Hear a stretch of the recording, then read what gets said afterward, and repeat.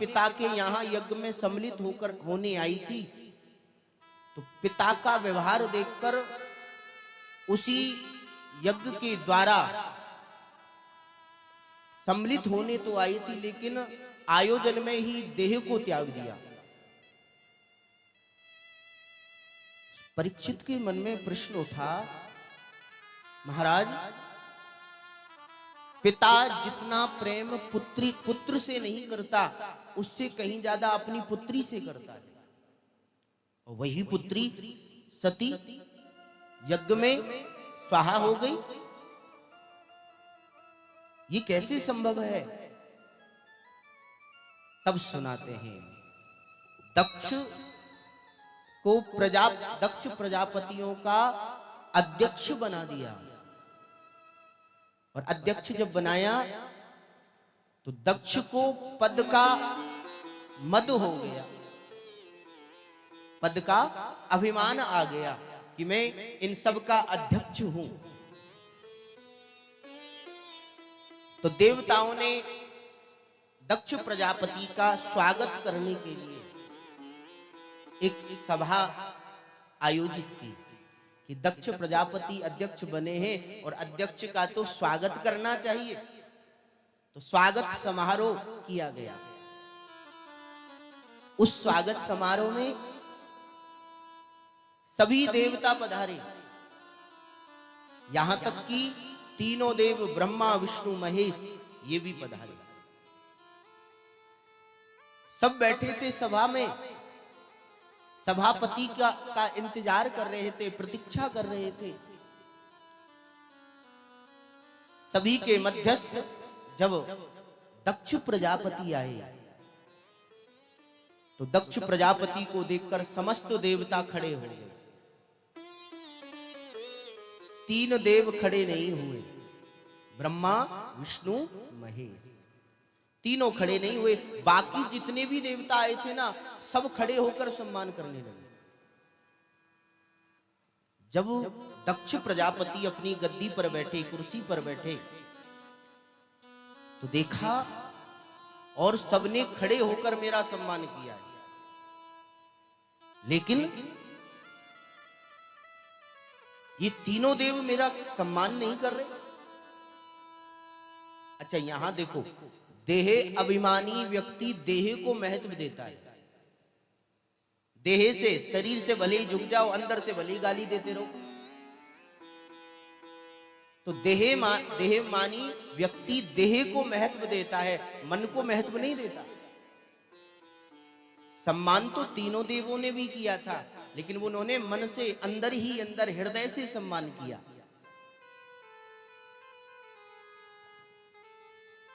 अब सभा का एक नियम होता है, जो सभापति होता है ना, वो सबसे बाद में बोलता है। बाद में सबकी सुनने के बाद सभापति को बोलना चाहिए। और यहां उल्टी गंगा बहने लगी। अध्यक्ष आए प्रजापति, और आते ही गद्दी पर बैठे और बोलना प्रारंभ। तेज स्वर में कहा, अरे देवताओं, सभ्य सभा में सभ्य लोगों को ही बुलाना चाहिए। अगर सभ्य सभा में असभ्य कोई आ जाता है तो सभ्य धूमिल हो जाती है, सभा धूमिल हो जाती है। ऐसा जब दक्ष प्रजापति ने कहा तो देवता सभी एक दूसरे को देखने लगे। हम में से ऐसा कौन असभ्य है जो इस सभा में आ गया? प्रजापति कह रहे असभ्य को नहीं बुलाना चाहिए। इधर उधर देखने लगे तो दक्ष प्रजापति कहने लगे, अरे इधर उधर क्या देखते हो, ये बैठा ना शंकर।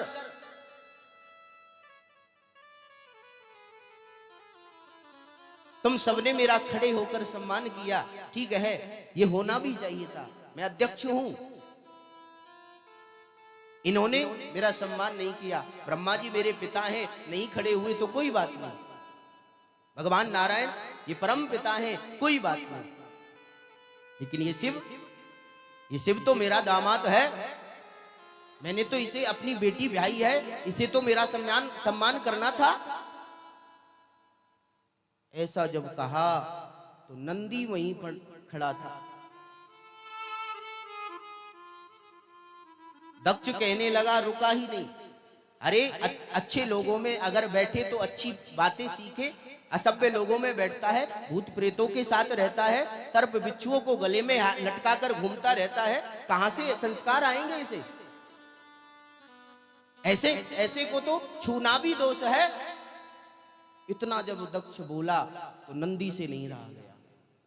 नंदी बोलना चाहता था, भोलेनाथ ने रोक दिया, रुको अभी, महाराज मेरे स्वामी की मेरे सामने अपमान कर रहा है और मैं कैसे सहन करूं, कैसे सुनूं? भोले बाबा हंसते हुए बोले, सुन, ये हमारे ससुर हैं। कौन है? ससुर। और ससुराल में गाली सुननी ही पड़ती है, और लोग शादी के समय पर गाली खाते हैं, सुनते हैं, हम शादी के बाद सुन रहे। बोलो राधे राधे। इसलिए तुम चिंता ना करो, ये ससुराल की गाली है, प्रेम से सुन लेना चाहिए। नंदी रुक गए, ठीक है, लेकिन दक्ष तो रुका ही नहीं। कहने लगा, ऐसे व्यक्ति को तो जाओ, मैं कहता हूं आज से इस शंकर को किसी भी यज्ञ में कोई भी भाग नहीं दिया जाएगा। ऐसा कहा तो नंदी से रुका रहा नहीं गया। हे दक्ष, जब से आया है बड़बड़ाता जा रहा है, हम सुन रहे हैं तुम्हारी, तुम्हें क्या लगता है बकरी की तरह बम बम कर रहे हो, मम मम कर रहे हो, मैं तुझे दिखाई दे रहा है, तू सम्मान भूल गया? ये कौन है? जा, तू बकरी की तरह बोल रहा है ना, जा, तेरा सर बकरे का ही हो जाए, मैं तुझे श्राप देता हूं। नंदी ने दक्ष को श्राप दे दिया। भृगु ऋषि थे, आचार्य यज्ञ के, जहां भृगु ऋषि ने कहा, ए नंदी, ससुर दामाद का झगड़ा है, तू बीच में कहां से आ गया? तुझे बीच में नहीं बोलना था, जा, तू बोल रहा है तो तुझे हम श्राप देते हैं, शंकर के गण सब पाखंडी हो जाए। नंदी ने कहा, अच्छा हे ब्राह्मण, तू सामने बोलता है, जा, हम भी तुझे श्राप देते हैं, तुम जैसे ब्राह्मण भिखमंगे हो जाओ। भोले बाबा बोले, ये स्वागत समारोह हो रहा है कि साप समारोह हो रहा है? यहां स्वागत के लिए बुलाया था, ये तो लोग आपस में श्राप देना प्रारंभ कर दिए। भोले बाबा ने नंदी को शांत किया और अपने गणों को साथ लेकर चले गए। दक्ष का लेकिन क्रोध अभी भी शांत नहीं हुआ। दक्ष प्रसन्न नहीं हुआ कि अभी मैंने अपमान नहीं कर पाया। कहता है, क्यों ना एक यज्ञ किया जाए।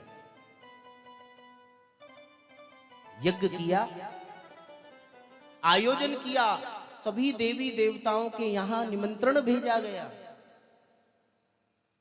लेकिन शिव के यहां कोई भी निमंत्रण नहीं दिया। अब जब यज्ञ के दिन निकट आए तो देवी देवताओं के विमान कैलाश पर्वत पर छाए। कैलाश पर्वत के ऊपर से ही देवियां जा रही हैं यज्ञ में सम्मिलित होने के लिए। माता सती देख रही थी, आज सुबह से शाम हो गई और विमानों की लाइन नहीं टूट रही, ये इतने विमान जा कहां रहे हैं? तो माता सती ने ऊपर इशारा किया देवियों की तरफ, कहो देवी कहां चली? तो विमान में बैठी देवियां कहने लगी, तुम्हें नहीं पता? अरे तुम्हारे पिता ने एक यज्ञ किया है, तुम्हें निमंत्रण नहीं आया? उस यज्ञ में सम्मिलित होने के लिए हम जा रहे हैं। माता सती दंग रह गई, मेरे पिता ने यज्ञ किया है और मुझे नहीं पता, मुझे नहीं बुलाया? तो देवियों से तो कहे, हाँ हाँ मैं आऊंगी, अभी थोड़ी भोलेनाथ की सेवा बाकी है, सेवा करके फिर मैं पहुंचती हूँ, आप चलो। तब अब उनसे कैसे कहे कि झगड़ा चल रहा है? और सही बात तो ये बोल, माता सती को तो पता भी नहीं था कि झगड़ा भी चल रहा है ससुर दामाद का। अब माता सती बड़ी चिंतित, ऐसा हो नहीं सकता, मेरे पिता मुझसे बहुत प्रेम करते हैं, निमंत्रण नहीं दें। कभी कभी ऐसा होता है, बड़े बड़े आयोजन में अपने घनिष्ठ को भूल जाते हैं। कभी कभी ऐसा भी होता है, चिट्ठी डाल तो दो लेकिन डाक गड़बड़ा जाती है, नहीं पहुंच पाती। हो सकता निमंत्रण भेजा हो, डाक गड़बड़ा गई हो। ऐसा हो नहीं सकता कि हमें निमंत्रण ना दिया हो। चले, भोले बाबा समाधि में बैठे। समाधि में बैठे मां पार्वती सेवा करने लगी, चरण सेवा, पैर दबाने लगी। भोले बाबा की आंख खुली, देवी आज ये सब क्यों? मां सती कहने लगी, महाराज हम पतिव्रता स्त्रियों का तो धर्म है पति की सेवा करना। भोले बाबा बोले, देवी आज कुछ ज्यादा ही धर्म निभा रही हो। नहीं नहीं महाराज, बोल बताओ क्या बात है। तो माता सती कहती है, देखो माताओं की जो मायके में, मायका समझती हो ना, पियर बोलते हैं मायका, मायका। माताओं के मायके में जब कोई आयोजन हो या कोई बड़ा काम हो ना, तो माताएं बोलती है ना, तो उनकी बोलने की शैली बदल जाती है। मेरे माता पिता ने, मेरे भैया ने, मेरी भाभी ने, मैं ही में लगा रहता है। बोलो हाँ जी की ना जी है? लेकिन या माता सती ऐसा नहीं कह रही कि मेरे पिता ने, नहीं जानती है मेरे कह दिया ना तो फिर नहीं जाने वाले। क्या कह रही है?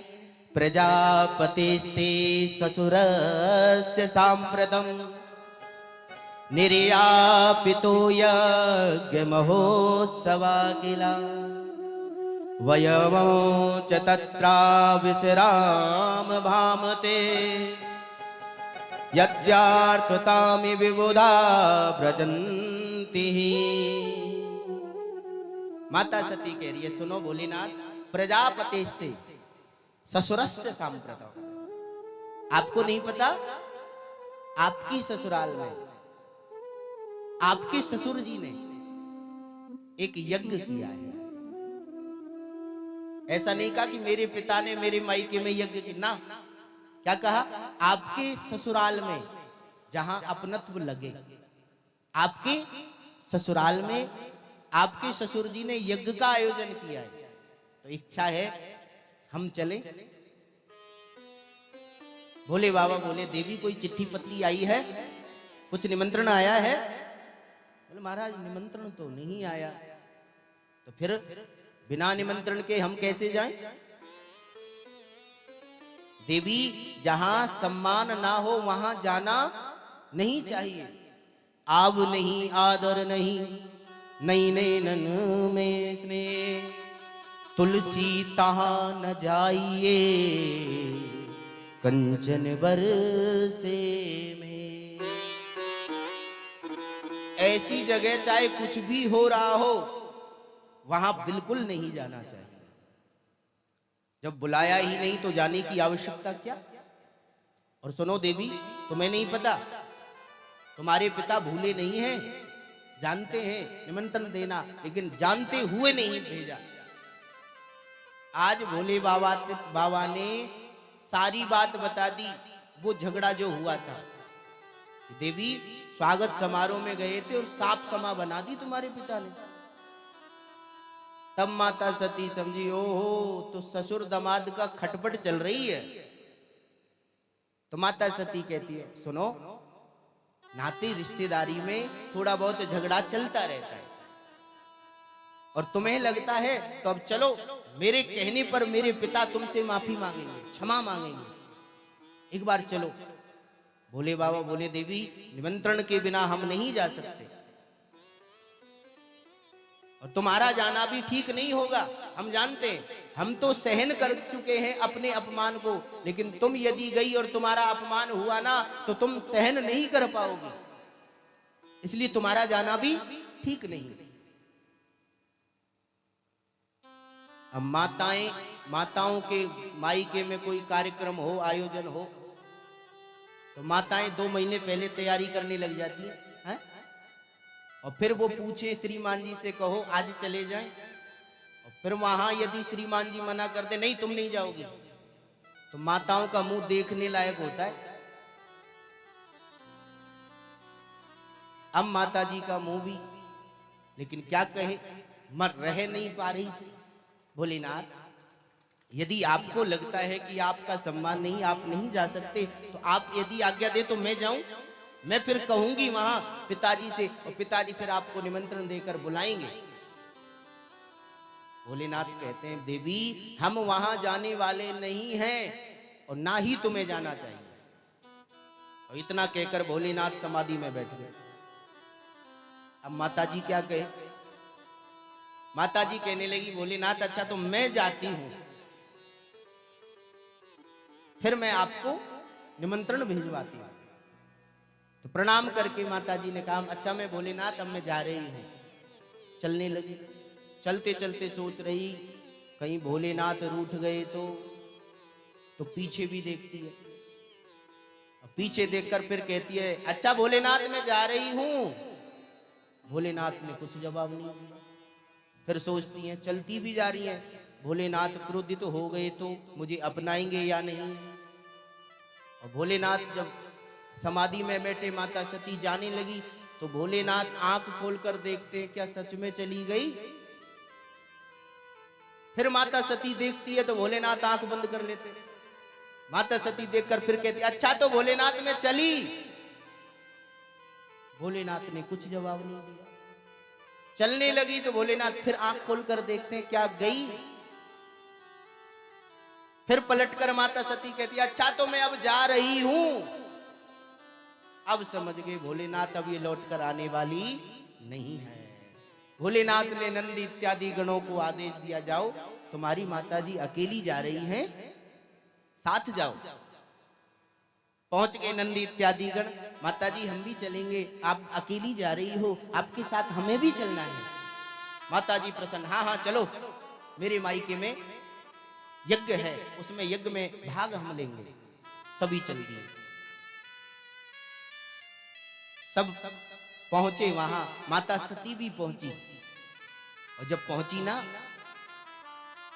तो वहां यज्ञ में जितनी भी बहन आई थी बहनों से जब मिली मां सती तो बहनों ने कहा अरे वाह सती तुम आ गई बहुत अच्छा किया, लेकिन हमने सुना है तुम्हें निमंत्रण नहीं दिया, बिना निमंत्रण के आई हो। कोई बात नहीं तुम्हारा अपना घर है आ गई तो कोई बात नहीं। अब नाते रिश्तेदार कुछ ऐसे होते हैं जो बात तो करते हैं लेकिन वो अंदर तक छुप जाती है।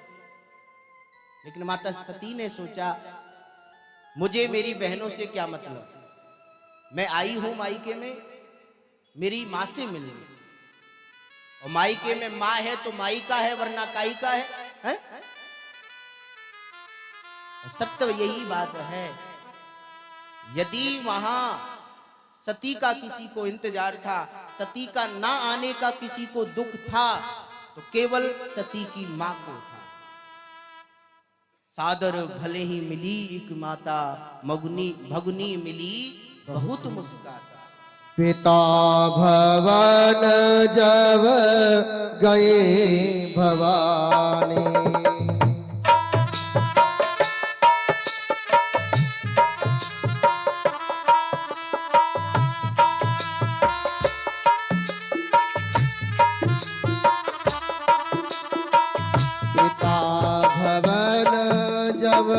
गई भवानी दक्ष त्रास का पुनः सन्मानी।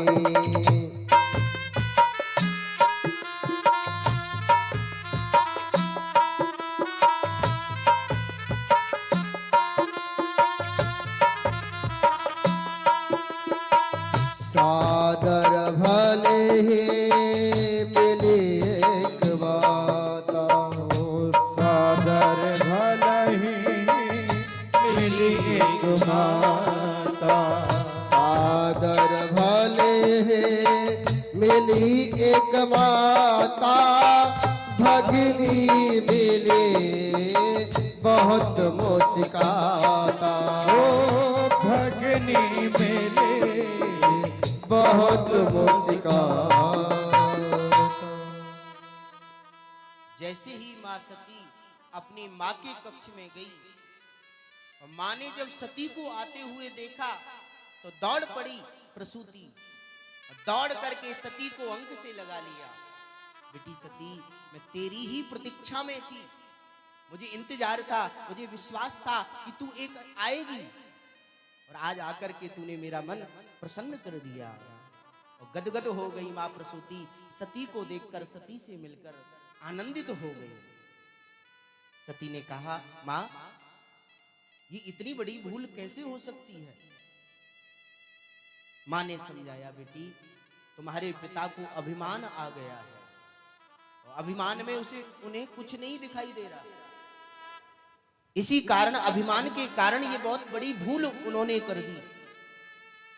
सती को लगा तो मुझे मेरे पिता से मिलना चाहिए। गई तो महाराज दक्ष ने सती को देख करके अनदेखा कर दिया। देखा और फिर देख करके मुंह घुमा लिया। विचार करती है तो क्या करें, चलो यज्ञशाला का दर्शन करें जहां यज्ञ हो रहा है। उस यज्ञशाला में प्रविष्ट हुई तो देखा छोटे छोटे जो देवता थे ना, उनको भी यज्ञ में भाग दिया गया था, उनका भी यज्ञ में स्थान था, और पूरे यज्ञ में भोलेनाथ का कोई स्थान नहीं था।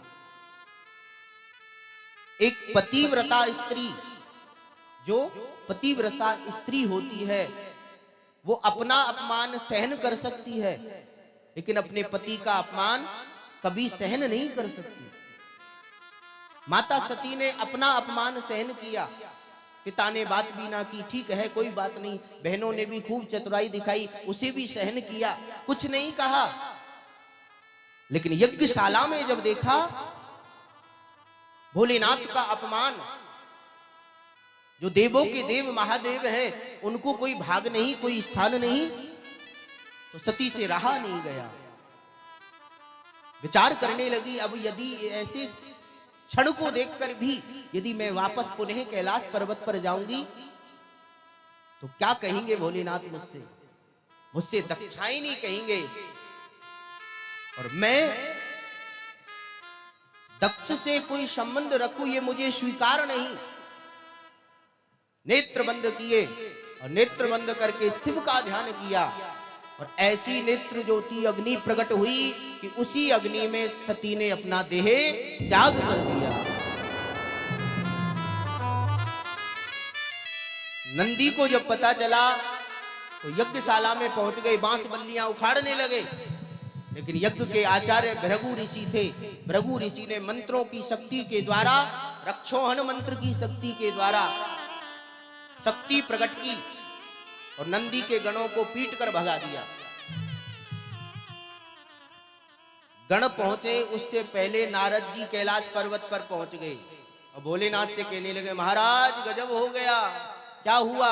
बोल जैसे हम हैं वैसे ही आप भी हो गए। बोलो राधे राधे। मतलब अरे माता सती गई थी यज्ञ में भाग लेने, मिलने अपने पिता से कि जरा पिता से बातें करूं, मिलने की तो बात छोड़ो, ऐसा धक्का मारा कि सती यज्ञ में ही स्वाहा हो गई।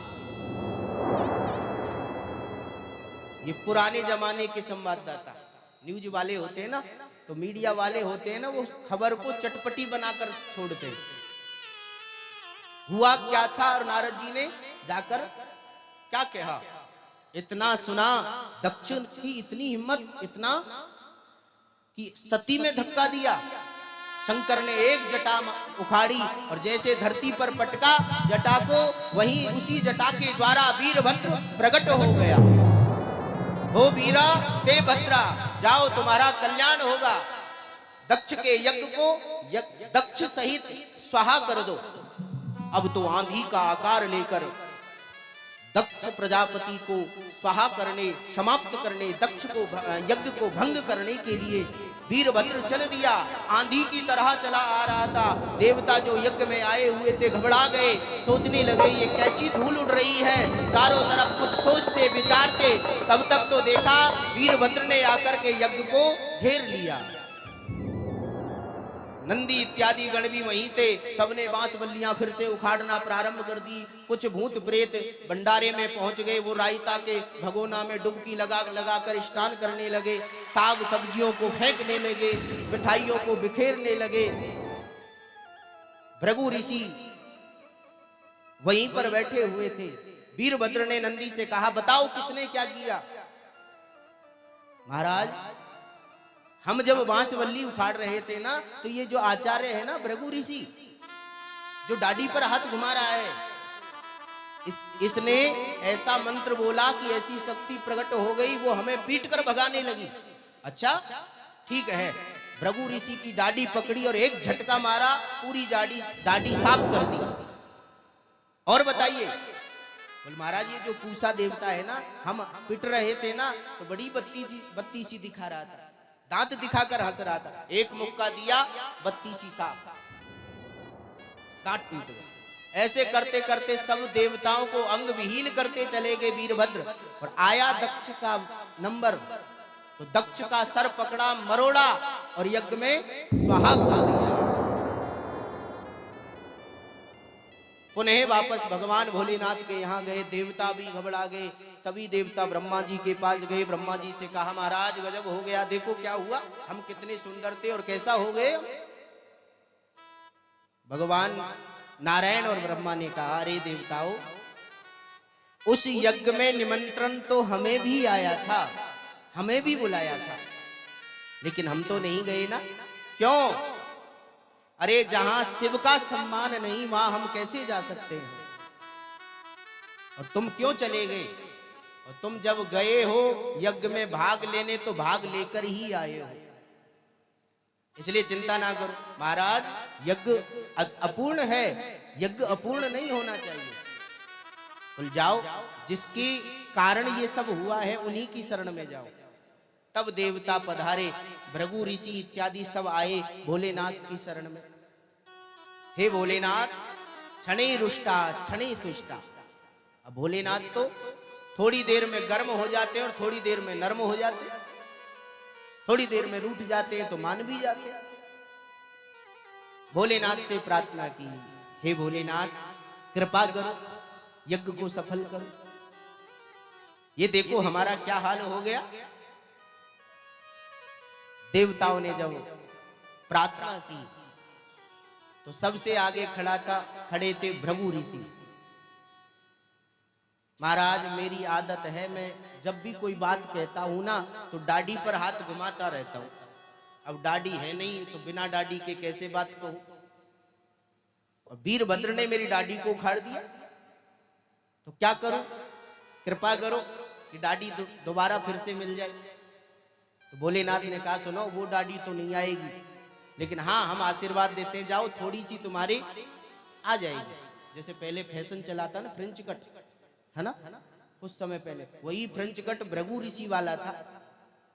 तो जाओ थोड़ी सी दाढ़ी तुम्हारे आ जाएगी। पूसा देवता बोला महाराज अब दांत नहीं तो क्या खाएं। भोलेनाथ बोले तो खाने की आवश्यकता क्या, बढ़िया सतुआ घोलो और पी जाओ, जय सिया राम, भजन करो। सबको अंग इत्यादि देखते हुए ब्रह्मा जी भी प्रकट हो गए। हे भोलेनाथ, अब चलकर के उस यज्ञ को भी सफल करो। भोलेनाथ ने कहा महाराज हमें श्राप लगा है, हम यज्ञ में भाग नहीं ले सकते। तो देवता बोले महाराज हम कहते हैं आज से जो भी शेष भाग होगा ना वो आपका ही होगा, आप चले यज्ञ को सफल करें। यज्ञ को सफल तो तब करें जब यजमान हो, हैं? बिना यजमान के यज्ञ कैसे होगा। तब देवताओं ने कहा महाराज ये बात तो ठीक है, यजमान तो यज्ञ में ही स्वाहा हो गया, उसका सर तो स्वाहा कर दिया, अब क्या करें। तो भोलेनाथ ने कहा सुनो, एक काम करो, दक्ष का धड़ लाओ। धड़ लाया गया और इस पर अब बकरे का मुंह लगाओ। बकरे का मुंह लगाया गया और दक्ष पुनर्जीवित हो गया। अब बकरी का मुंह लगा है तो बकरी की भाषा में ही बोल रहा है, और जैसे बकरी की भाषा मम मम मम मम करके बोला तो भोलेनाथ को हंसी आ गई। बोलो राधे राधे। देवता बोले वाह, भोलेनाथ प्रसन्न हो गए, आनंदित हो गए, हंसने लगे भोलेनाथ। तो आपने देखा होगा भोलेनाथ की जो भक्त है ना, पूजा के बाद गाल बजाते, बम बम बम बम करते करते बजाते ना। क्यों बजाते? इसलिए बजाते कि भोलेनाथ के सामने जब ऐसे बम बम करते हैं ना तो भोलेनाथ को अपने ससुर जी की याद आ जाती है, और भोलेनाथ को हंसी आ जाती है और वो प्रसन्न हो जाते हैं। तब पुनः स्तुति की, त्वम क्रतुस्तम हविस्तम होता स्वयं। हे भोलेनाथ, आप ही समझाओ, आप ही यज्ञ हो, आप ही लकड़ी हो, आप ही ब्राह्मण हो, आप ही मंत्र हो, जो कुछ हो सब आप ही हो, और आप ही इस यज्ञ को सफल करो। तब यज्ञ को सफल किया। बोलिए शंकर भगवान की की जय। नमः पार्वती पतये हर हर महादेव।